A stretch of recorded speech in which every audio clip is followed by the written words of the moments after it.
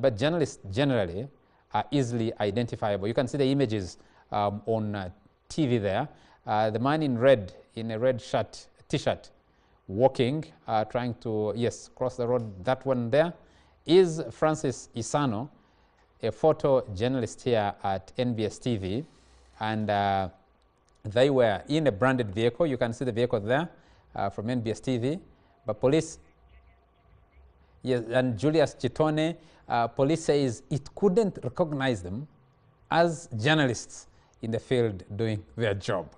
Let me introduce the people that I have in studio here to discuss with us.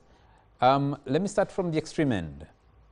From Tororo, Treasurer General of the Forum for Democratic Change. Former Treasurer General of the Forum for Democratic Change, the Honorable Geoffrey Ekanya. Very nice to have you, sir. Thank you very much. And good evening. First of all, as a moderator, don't need to be guided on people's titles. I'm the Treasurer General that will bring transactions with the banks and ensuring that our program for the day-to-day okay. Okay. Well, it's your colleague who was saying you're former, so we will understand those are internal matters. We'll discuss them anyway. We have from the National Resistance Movement, Director External Affairs, former UN judge and expert on human rights, worked in Geneva for 8 years. Major retired Awich Paula, he's a lawyer. Very nice to have you, sir. Good evening, viewers. Which is the more appropriate presentation of your title? Are you a lawyer or an advocate? Which is which? Or are they one and the same? Well, an advocate means going to court. Yes. It is good always for a lawyer to be addressed as such if you have that title. Okay. Senior citizen, the other titles really, she's authored many books, former frontliner, former minister, former member of parliament, and yeah, author of books, senior citizen commentator on those issues. Too. The Honorable Miria Matembe, very nice to have you. Yes, but I told you to stop introducing me as former when I'm alive. So No. the other things are past. Yes. But right now I'm still somebody.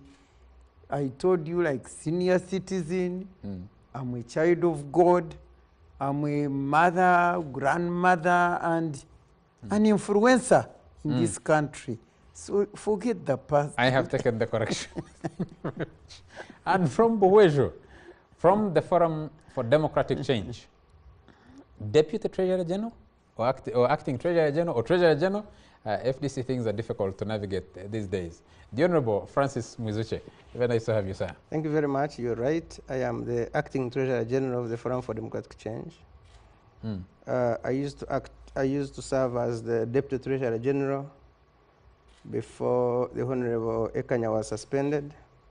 And so when he was suspended, I was asked to act in the interim.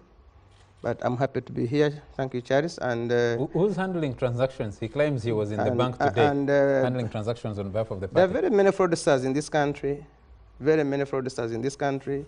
And so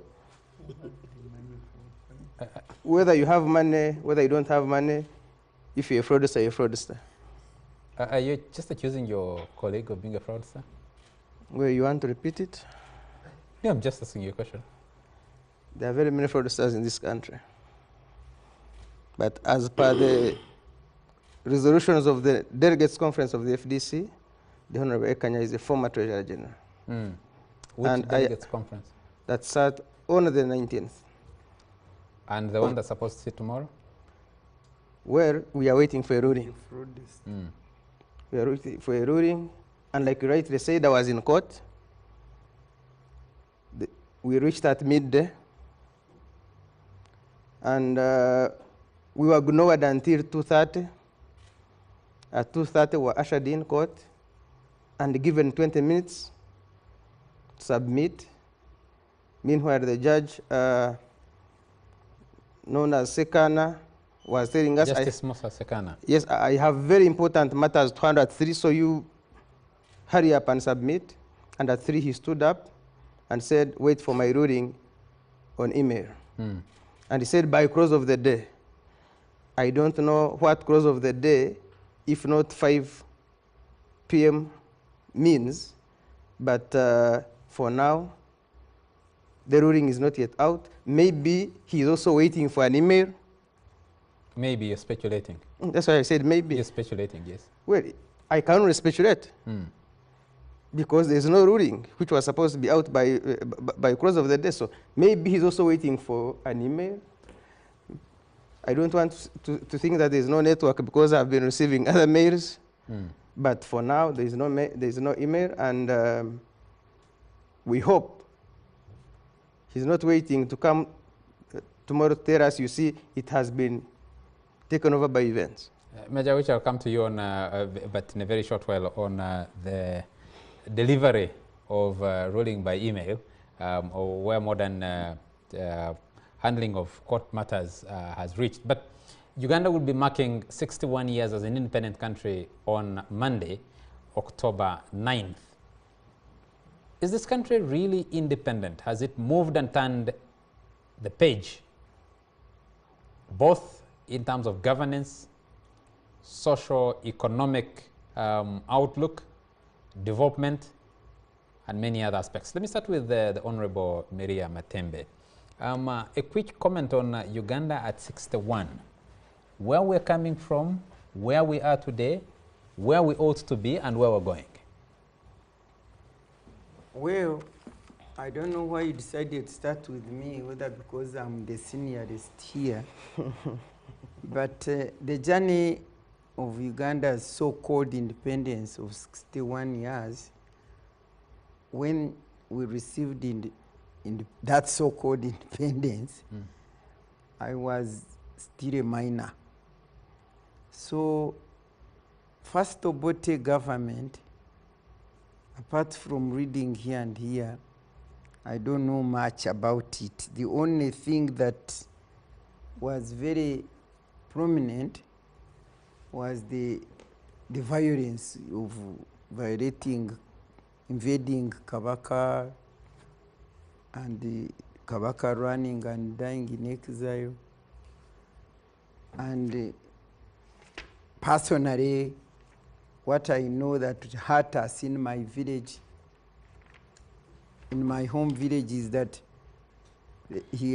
Obote's government arrested our distinguished Grace Vinjira, who was the first minister and Attorney General, Minister for Justice and Attorney General in Obote's government, with the 5 ministers, and among them, all those arrested, there was my cousin, Revis Mugarura, who was arrested and put in prison, and when Amin came, of course, he released those, but down the road he wanted to kill them, and Vinjira ran away, and then my cousin also hid somewhere, but second Obote came, they killed him. So that means the independence, the so-called independence of Uganda, within 4 years, because because the battle started in 64, when there was it mutiny, then eventually the invasion of Kabaka's, and then eventually the overthrow of the constitution, and therefore you wouldn't say there was independence up to now. What is independence? What do you call independence? Independence means you get freedom. Freedom from what? That time we were being ruled dictatorial rulership from the colonialists. So they were oppressing us, exploiting us, and so there was no freedom for Ugandans to lead themselves, to manage the economy, and to do their own life laws, what they didn't have any part. So they got the so-called independence with the flag independence, but we were handed over to, yes, Ugandan leaders.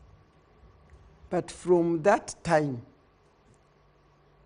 they sought the independence which we wanted, which could lead into democratic governance, where the people of Uganda democratically organize and elect their leaders, and they have the laws, the national constitution, which should govern everything that happens in the country.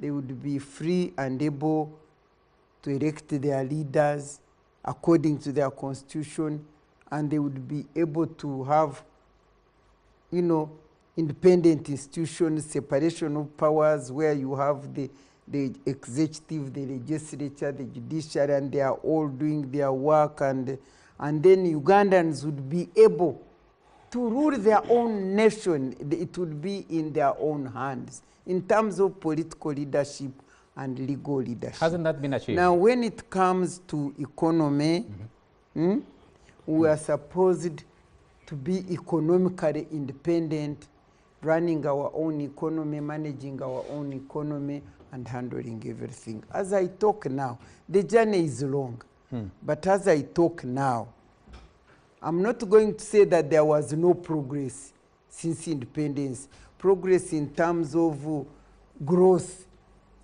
in the economy, growth in education, all these things I don't think we should be debating. We saw them. But we are looking at democracy, freedom from oppression, exploitation, from violence, from all these things. No, we are still the same.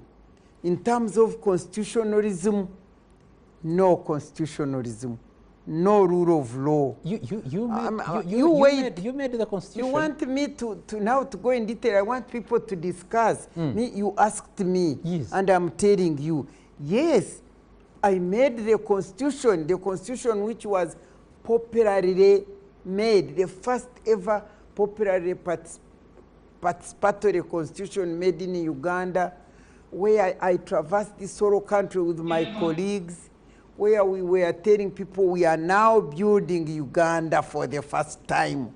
You know, I'm not going into all of that because I want people to discuss. I'm doing some kind of summary to say, I'm not saying that nothing has changed in this country in terms of progress, like economic growth and all many things. For instance, how many people, we were 6 million at independence. Now we are 45. So many things have changed. People would say that was God's program. But when we are talking of independence, I've listed to you independence from what?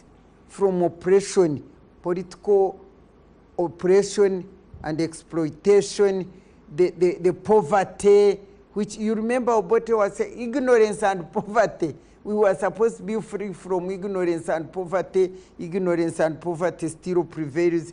Now there is no freedom of anybody.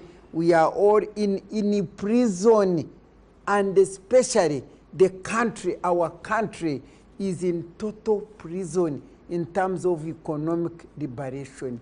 Because as you know, the debt that we have here, even my grandchildren are supposed to pay debt.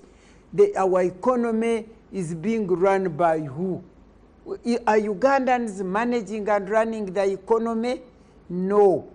Now, for instance, now the Chinese are about to take over the whole land.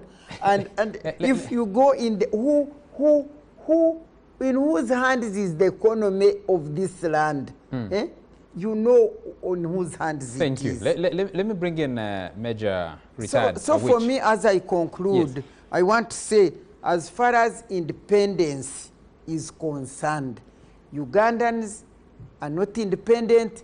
Ugandans have continued to suffer oppression, exploitation, poverty, ignorance. Their country is totally mortgaged. As if that was not enough, there is even a physical slavery of exporting our young people into slavery. Those days they could take you slavery by force, but now it is willing slavery. Let me bring in Major Awich. Major Awich, many people looking at this country 61 years later are asking some of the questions that Honorable Matembe is asking. And they're saying, claimed independence from the colonialists October 9th, 1962.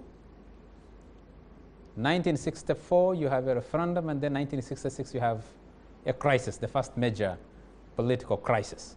That should have been the time Uganda should have been holding its second election after the first one of 1962. 1971, you have a coup by Idi Amin.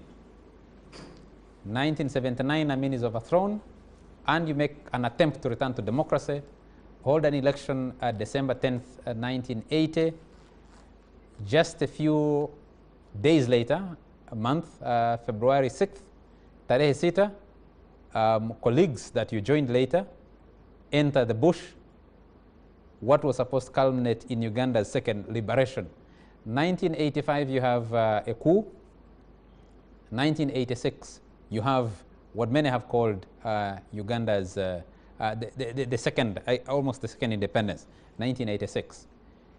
37 years later, you're seeing what is going on. A major opposition politician arrives at the airport, is whisked away. He claims he was arrested. Police says they transported him home. Journalists covering events where you have Article 29 on freedom of expression, and they are brutalized by the police. People talk about the economy. Is it in the hands of Ugandans? Is it in the hands of someone else? Democracy. Do we have a democracy or don't we have a democracy? What is your own score of where we stand? Thank you so much. My view is if we're talking about independence, we should clearly make our views or ourselves understand whether or not there was even need for independence anyway. Because we have already had voices coming that we should have remained under colonialism. Now, those voices show you that there's no clear depth explanation of the status quo. Now, backward, when Africa got in touch with the Europeans, it got in touch from a bad footing. That is from slavery. Slavery was there for a long time. That is a physical capturing people and taking especially to the Americans. That was the biggest export area. And it was a very bad thing. Because, for example, take an example. Did you know that the first blacks to get freedom from slavery were women? Why? They would get a young girl, a young slave, and set a target, produce 15 children. If you produce 15 children, then you'd be left free.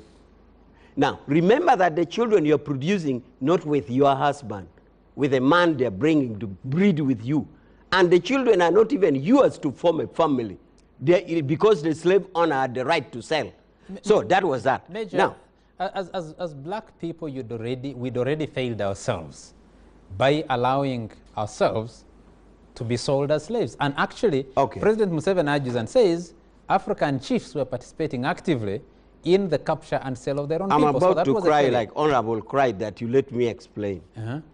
So, I am trying to say, I want to make it clear so that we don't have voices of people saying we should have actually remained under colonialism. That is the point I'm driving. So I want to see the darkness to show that actually there was need for independence. So you have the slavery with that kind of occurrence where a woman was set or a young girl was set of 15 children to produce. Remember, the owner of the slave had the right to sell even your babies, and you don't know where they would go. So we graduated from that. That was how bad it was to be under the power from outside. But come colonialism itself, to show you how bad or tough it was, if you do sociological research even in African societies, there are songs in many communities that would depict the time, how bad it was. It was a dark time. At that time, to be beaten, to be forced, hard labor, nothing. Major, let me ask. Sorry, I have to cut in here. 61 years later, on average 60 years across the African continent, should you really be looking back 500-600 years ago. Yes, but if you have where you already are. voices saying we should have remained there, Yes. then don't you think it is need to explain? That was 60 Anyhow, years let ago. me go where you want. Yes. Now, again, to go there, now, we should also get to know how we got the independence. The how we got independence is interesting because it will show you why we went there. For example, did you know that by the 62 that we are talking of was almost at the climax of East-West Cold War? That is Soviet Union and America. But did you know that America and Soviet Union united in supporting us getting independence? From the Soviet Union side, the workers had taken over and they are fighting for genuine freedom. From the American side, they wanted to cut off resources from European powers. Now, that now lingers in the next thing because we are now not talking of economic independence. Why? Because some people who supported independence had their own interest. Because how would you think that Soviet Union at the climax of Cold War and America at the climax of Cold War both supported independence, even in resolutions in New York, resolutions in General Assembly calling for independence, both enemies were in for independence. So we got the independence. And that is why now, politically, we now got the freedom. We became members of the United Nations. We started having our independence institutions, which we have up to now. Now, the point here why there seems to be now various voices, because the 61 years that we are talking of, there are several actors. And now the tendency now tend to put the blame at the door of the current actor. But we can still pick it up from there. That do we now have it or do we not have it? My view is we have it. We have the independence because we now have the sovereignty per se. We have the political decision to make. We can now be blamed for our own omissions and commissions. Now, economically, our colonial powers retreated. They changed the tactics because rather than have direct colonialism, they changed through Bretton Woods. The institutions like World Bank, the institution like IMF, which remain in control, and that is a big fight to make, and it needs only unity of former colonial powers. That is now the biggest problem because they control it. Now, it made the economy remain to an extent that a Land Rover, for example, which used to cost, say, 5 bags of coffee, the same Land Rover now costs 30 bags of coffee.